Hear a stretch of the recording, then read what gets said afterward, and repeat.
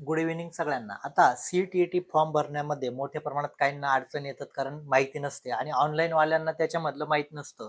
ते काहीतरी सांगतात, आम्हाला तुम्ही फोन लावतात. त्यापेक्षा एक माहिती बघून घ्या म्हणजे तुम्हाला सगळी विश्लेषण भेटलं म्हणजे तुम्ही पण त्या ऑनलाईन वाल्याला सांगू शकतात.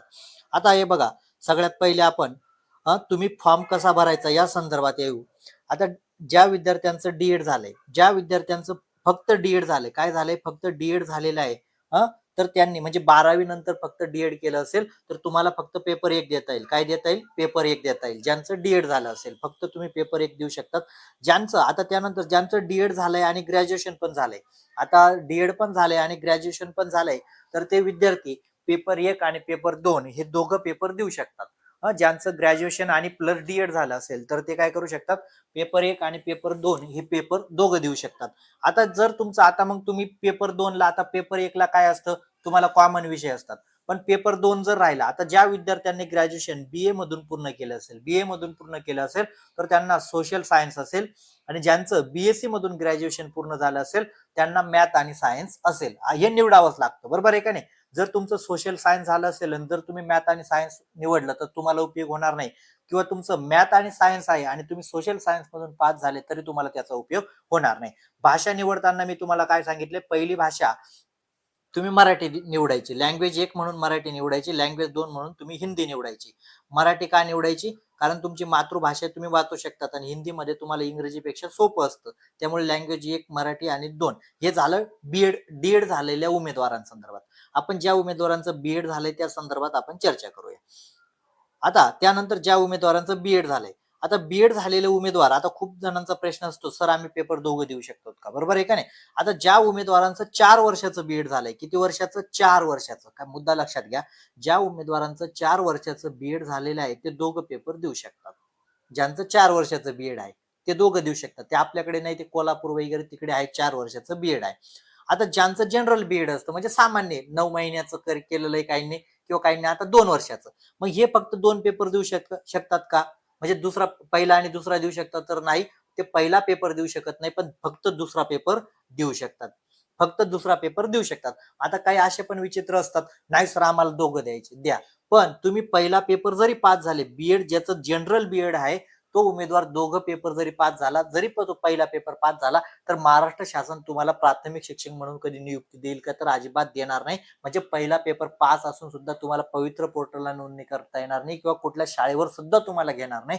कारण बीएड झालेला उमेदवार 6वी पासून पुढे बसतो, 6वीच्या खाली डीएड झालेल्या उमेदवाराची जागा असते. कळालं? म्हणून काय करा, ज्यांचं जनरल बीएड आहे त्यांनी फक्त पेपर 2चाच फॉर्म भरा.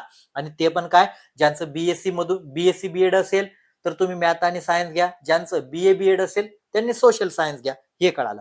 आता भाषा निवडताना काय, पहिली मराठी आणि दुसरी हिंदी. मराठी आपले डीएड प्रमाणे पहिली भाषा मराठी घ्यायची, दुसरी हिंदी घ्यायची. आता काही असे असतील का, सर मराठी का पहिले घ्यावी?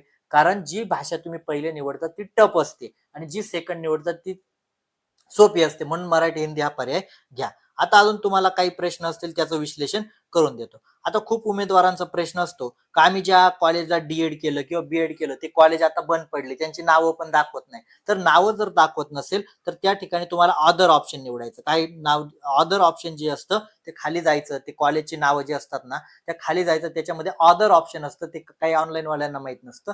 तर अदर ऑप्शन तुम्ही निवडायचं, म्हणजे जरी तुमच्या कॉलेजचं नाव दाखवलं नाही, तुमच्या कॉलेजचं नाव दाखवलं नाही तरी तुम्ही अदर ऑप्शन हा निवडा तरी चालतं. कळालं? म्हणजे तुमचं फॉर्म भरत असताना तुम्ही ज्या कॉलेजला डीएड केलं किंवा बीएड केलं याचं नाव दाखवत नसेल तर तुम्ही कोणचं अदर ऑप्शन निवडायचं, कोणचं अदर ऑप्शन निवडायचं.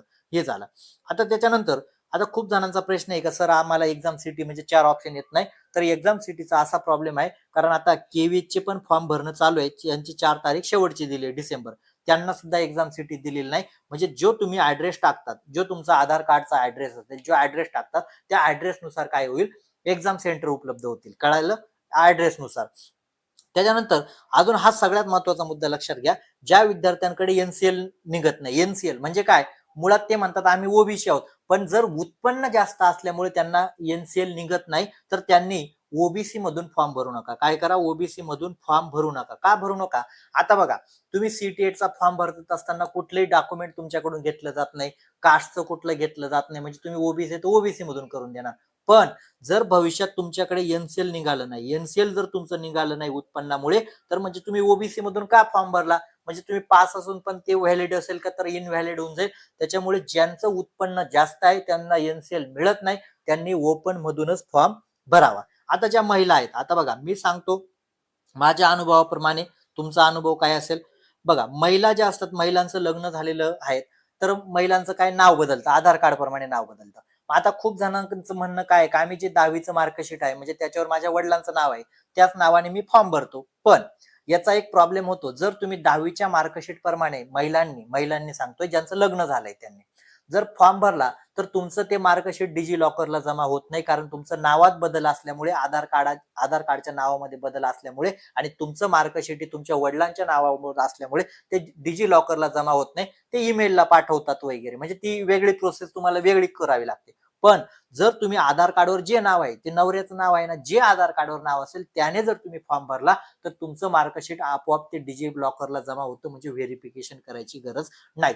तुमच्या अनुभवाने तुम्ही काही करू शकतात, पण आमचं एवढं सांगणं असतं का या पद्धतीने जा, तुमच्या पद्धतीने तुम्ही गेला तर तुमचा तो प्रॉब्लेम तुम्ही सॉल्व्ह करायचा. कळालं? आता ज्या विद्यार्थ्यांना सीटेटची बॅच घ्यायची असेल, बॅच साठी तुम्हाला इथे मोबाईल नंबर वगैरे दिलेला आहे. या मोबाईल नंबरवर तुम्ही संपर्क करून बॅच जॉईन करू शकतात. प्रवेश फी अगदी फक्त ₹700 ऑफर चालू आहे. उद्याच्या दिवसापर्यंत फक्त ₹700 मध्ये तुम्ही या मोबाईल नंबरवर तुम्ही संपर्क करा, बॅच जॉईन करा आणि ऑनलाईन टेस्ट ॲप मराठीमध्ये, हिंदीमध्ये सगळं काही उपलब्ध आहे तुम्हाला फक्त ₹700 मध्ये. हा व्हिडिओ कसा वाटला लाईक करा आणि जास्तीत जास्त विद्यार्थ्यांपर्यंत पोहोचवा. खूप समस्यांचं तुमचं विश्लेषण होऊन गेलं असेल. सगळ्यात महत्त्वाचं एक होतं की ज्यांच्याकडे एनसीएल निघतच नाही त्यांनी ओबीसी मधून फॉर्म भरू नका. पास असून सुद्धा उपयोग होणार नाही.